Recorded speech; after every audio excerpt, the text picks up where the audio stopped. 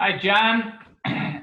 Thanks for joining me today. I appreciate some of your time and give me some of your insights, and which I'm sure you'll have plenty of since you and I have known each other for a long time. Um, Long time. Thanks for having me, yeah, Tom. I know we're not getting younger, are we? So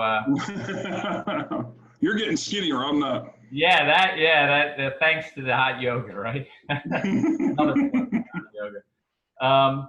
John, tell everybody a little bit about you and your business, and Yeah, thanks, Tom. So yeah, I'm John Cunneen. I own Triple One Consulting.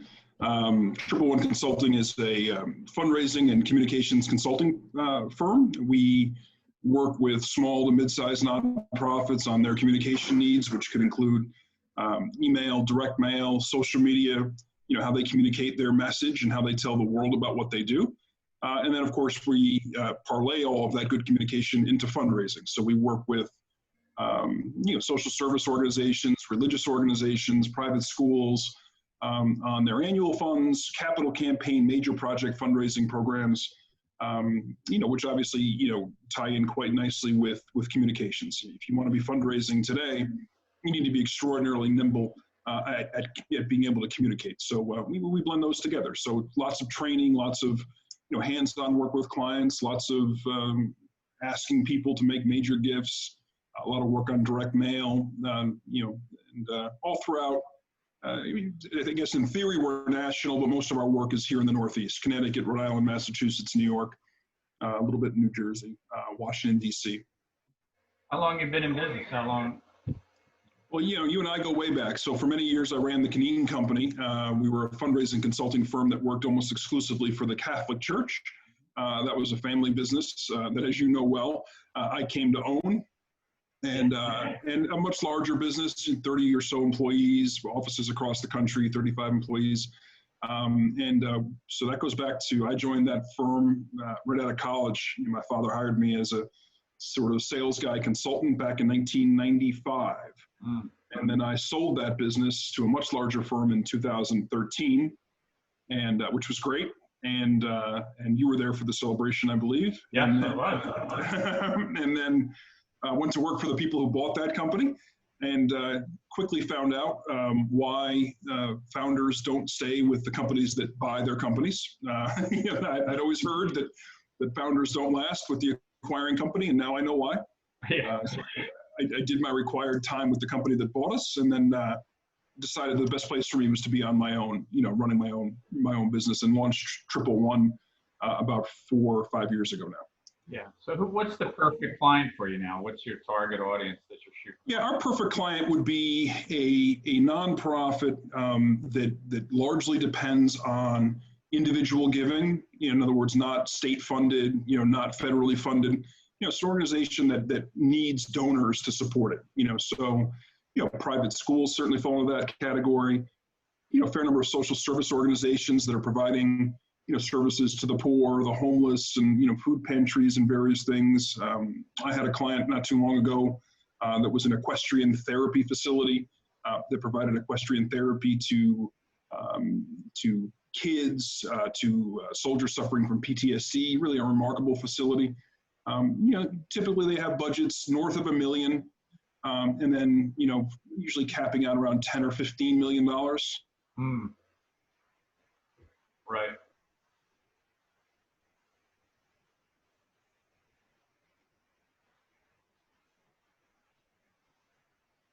I lost you, John. Seem to have. Yeah, I lost you again. Here we go. Yep. Yeah. Back. You know what? Maybe today's. Let me. I don't want to waste your time. Let me get. I think it's pretty much on my side. Yeah, I think I was on a Zoom call all morning and it was fine. So. Yeah, I've been having these. I got through a similar interview earlier, but if that happened, I thought we were going to make it. Yeah, I don't want to keep doing it. So let me. That's probably my next call, because I got 5 bars. I'm in where everything's. I've never had a problem, but today I think there's something flashed. Probably something wrong with the internet here. So. All right, we can say, hey, I'm around. Yeah. Yeah. Let me see if I can, find out what it is so we can get it fixed. Okay. But Yeah, but everything. No, I appreciate the time, and Now we're now. Hey, John, I appreciate you giving me some of your time today, and welcome. Thank you. Why don't you tell the audience a little bit about yourself and the business that you're running? Great. Yeah, thanks for having me, Tom. Good to see you again. John Cunneen with 111 Consulting. We are a communications and fundraising consulting firm. We work with small to mid-sized nonprofits on their communication needs, whether it be direct mail, web, social media, and often work on their communication as it relates to fundraising, how they tell their story to current and prospective donors. And we work quite a bit on fundraising programs. So that would be annual giving, major gift, capital campaign fundraising. We do a fair number of development and communication audits, and then some plan giving for organizations. A typical client for us would be a nonprofit with budgets between $1 million and $15 million. Organizations that are largely dependent on individual donors and foundations for their support.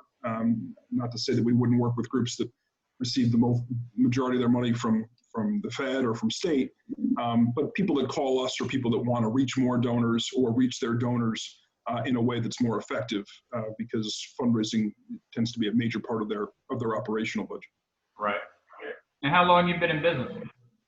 The 111 has been in business about 5 years. Prior to that, I ran the Cunneen Company, which was a fundraising consulting firm that worked almost exclusively with the Catholic Church all around the United States. It was a family business that I went to work for in 1995, acquired it, I think sometime around 2000 from my father, and then ran it for 13 years. And then, as you know, and as you even assisted on a little bit, sold it and sold to a much larger company. So I've been in the fundraising space now since 95, both with the Cunneen Company, which was my firm, and now in these last 5 or so years with 111.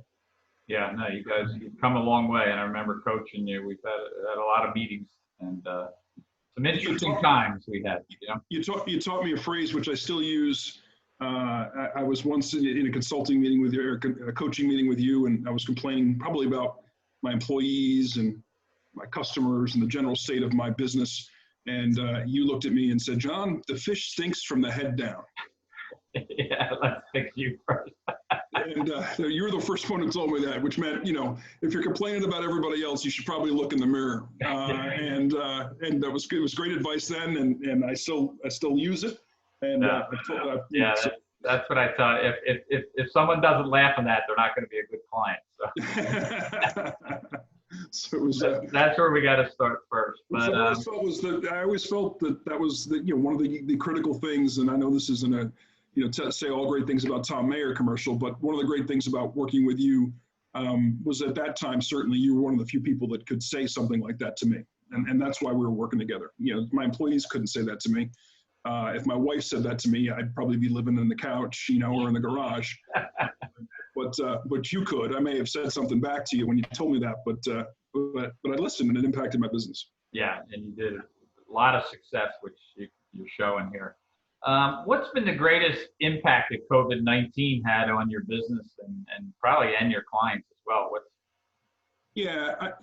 Obviously a lot of things, especially during the initial quarantine, there was this sort of freeze, right? Everything just sort of, it's like hitting pause on a DVD, fortunately it didn't seem like that lasted that long. It went on for a bit, but people began to realize that we couldn't live life on pause, that we'd have to figure out a new way to move forward. But I think that it continues to be the uncertainty, right? I think that with COVID here, and of course we all want this, but I think if we knew as a business community and as a society that, by April or by whenever, we'd really be coming out of this, I think that you'd see a lot more significant business going on, because, you can manage against, a definitive endpoint, it's the continued uncertainty, that things feel better, then they get worse, and and it's hard really when you're working with clients on significant projects to, if you don't know what the future is, it's sometimes hard to give advice, and in the fundraising business, a lot of our bigger projects, we're asking people to give away a lot of money. And, a lot of our donors, really have an uncertain medium-term time horizon. If I ask you to give me $500 today, you could probably do that. If I ask you to give me $10,000 over the next 3 years, you just might not feel ready to sign that commitment right now. You're probably okay now, but you just don't know. It's the uncertainty. I think uncertainty is the biggest thing. Yeah, no, I think that's, and what I've been working with my clients on, we just talked about that this week, is I think we're at halftime. Right. I that's exactly what we got through the first half. Yep. Just like any other game, we had our ups and downs and we covered, and all right now, but we got to plan on the second. It's not over. It's not Right. bad. It's not good. We don't. To your point, I mean, we really don't know. So we got to plan for that. The second half. Right. Truly, the rest of the year is the rest of the game. So. Yeah, I think very much, at least in what I'm advising my clients, is that I think what we see now is probably today, right now, here in the summer, as good as it's going to be. Like, I think we're doing, for at least the next 6 months. I think it could get a bit worse through the fall and the winter. And then I think that, I think we'll start to see some real optimism, with vaccines and coming out in the spring. At least that's what I'm advising my folks. Not that we're going to do nothing, is that we need to, the next 6 months, I think the second quarter will be as difficult as the first quarter. Yeah. But I think that, come spring, I think we'll start to see, all of us really starting to feel better about things. Yeah, that's good. Is there been like one or two actions that you've taken during this period that have made a difference? And how are they working? Yeah, interesting. Yes. One of them really was accepting that I needed to figure out how to do business, to accept that this COVID environment that we were in, at least for the foreseeable future, and in my business, a year, let's say, is a significant enough period of time that this was reality, right? And rather than leave the TV on pause and say, well, in 6 or 8 or 10 weeks, we'll come out of this. It was accepting that, no, I needed to figure out a way to do business during this, under this sort of new normal. And I don't think it's new normal forever, but, for at least the next 6 months. That was a big mental conversion for me, and then beginning to reverse engineer the tools I would need to make that happen, right? What would a major fundraising effort look like when we couldn't be in person? One of my largest clients is in Maine, and for up until a month ago, I wasn't even allowed to go to Maine, because of a state quarantine. I physically couldn't be there. So, how do I consult when I'm not allowed to be there? How do I ask a donor for $25,000 on behalf of a client when I would otherwise be sitting in their office or their home? How do I facilitate that? So once I decided that I needed to figure this out, it was then embracing the technologies, whether it was Zoom, whether it was digitizing all of our materials that we would normally use, in a fundraising, digital brochure. We always had things on, the email attachments, but we recreated and created digital brochures and digital, pledge forms, and increased our online giving portals for our clients, to really facilitate, to try to create what we would do in person, only more remote. Gotcha. Yeah. And it worked. And the crazy thing is, it worked. I think there's a new normal that's going to come out of this. Like, we've done some things that I would not have thought were possible remotely, and they worked pretty darn well. Yeah. Yeah, I've had that across. I mean, certainly for me, it became, me, I like being in person. Sure. It's helped my time management. And even with, our common friend there at the HVAC with Tri-City, we created a call, prior to going into the house, so he actually closed a couple over Zoom. So we had to process, and in their case, what we found is it screened out the waste of drives, right. The people who weren't really serious about purchasing, we flushed a lot. In the long run, that's going to save us a lot of time in the future. Right. So it's interesting. Is there anything that you're doing now that you've continued doing that maybe you wouldn't have done before, like going future or even starting to think about? Well, I think one of the things that I always recognized that, that technology and the move toward online and everything was here and it was the future. I certainly think COVID has accelerated that by, what I'm saying to my clients, by 5 years. I think where we are now using Zoom and everything, is where we would have been in 5 years. It's not that we never would have gotten there, just it was progressing that way. So, you know, I'm really sort of taking the way I've been having to do business these last 6 months. This will be a lot of these things will become a part of how we do business going forward. And I'm not just saying not, you know, in-person meetings for a sales call, that either will or won't be depending upon what the client wants. But I'm even talking about how we do what we do, how we fundraise, how we communicate.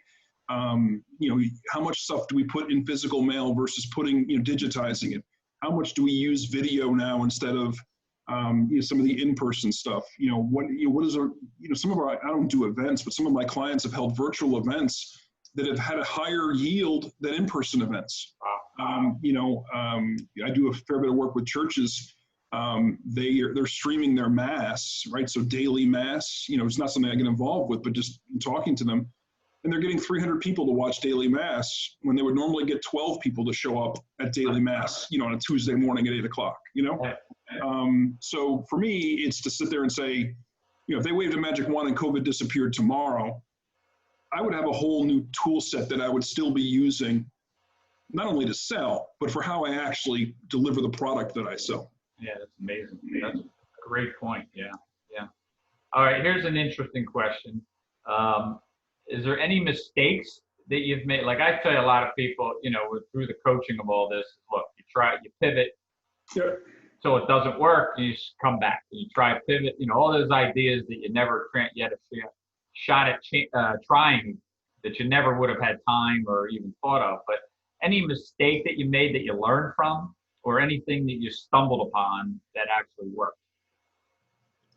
Yeah, I think one mistake I think a lot of us made it, you know, was not accepting this as a reality sooner. You know, when this first locked down, I locked down with it. It's not that I didn't, you know, but I was on a lot of those calls, you know, with colleagues and even clients. So let's just put it all on hold. Let's just pause. Let's just see, you know. I mean, it's some Monday morning quarterbacking there. You know, I think a lot of us did it because we thought that that was the right thing to do, but it proved to be a mistake. I think I wish I would have pivoted more toward, all right, let's accept this as reality and be more aggressive in trying to shape this reality. You know, it would have been better for me and for my clients. So I was a little slow to do that. And that may be a lesson that I take going forward, you know, is, you know, I think certainly in the consulting business, but probably all businesses, I think part of what we're paid for is to be bold and take risks, you know, for and on behalf of our clients, right? And I think we're supposed to take the risks maybe so they don't have to, you know, and so we learn from the risks that we take so we can advise them, you know, hey, I did this and screwed it up. You shouldn't do this. And I think I felt, you know, I think I probably could have and should have done that more aggressively. Would have made me a better consultant, and be perfectly honest, would have helped my business too. You know. Yeah, and you and I always talk about this, and I was thinking of you all through this. I mean, I remember you were huge. You got me thinking about Twitter, you know. Right. But overall, I wasn't out there visibly as much as I should have been. Right. Making up for it now, and I'll never change because it's to me, it's my way to get out and help people. Right. And similar to what you're doing. You know, yeah. You know, I haven't jumped on the Twitter bandwagon yet. I'm not. That would just, you know, probably take me days to get. You know, I'd get hooked on that. Yeah, jumping on Twitter during a political campaign season is probably a bad idea anyway. It's so, you know, it's so overwhelmed with politics right now that you know, Twitter is going to have to think about how it manages itself at some point because you know, the fire hose has become so overbearing that anybody trying to have a conversation can't be heard. Everybody's just shouting, nobody's listening, you know? Yeah, and it has its mean streak to it. But, yeah, and it's funny because this week I've added this question to all my clients is there anything that's most inspiring to you? What's the most inspiring thing to you today that's driving you? It's interesting. I saw an article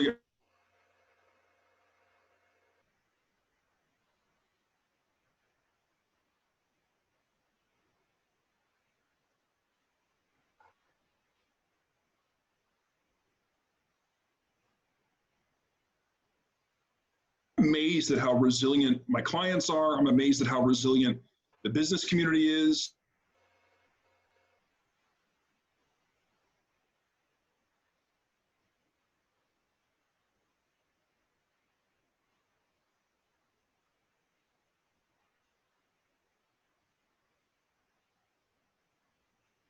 everything has changed. It's impacted almost everything. Yet we're figuring it out as a country, right? Whether it's in your town or my family or your family, that is inspiring as heck to me.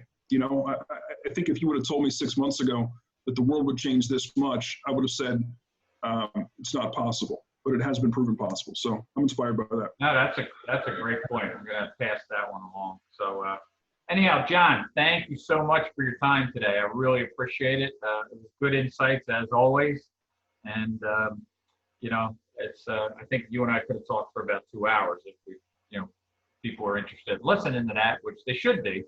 Anyhow, thanks for your time today. And I look forward to seeing you and talking to you soon. All right.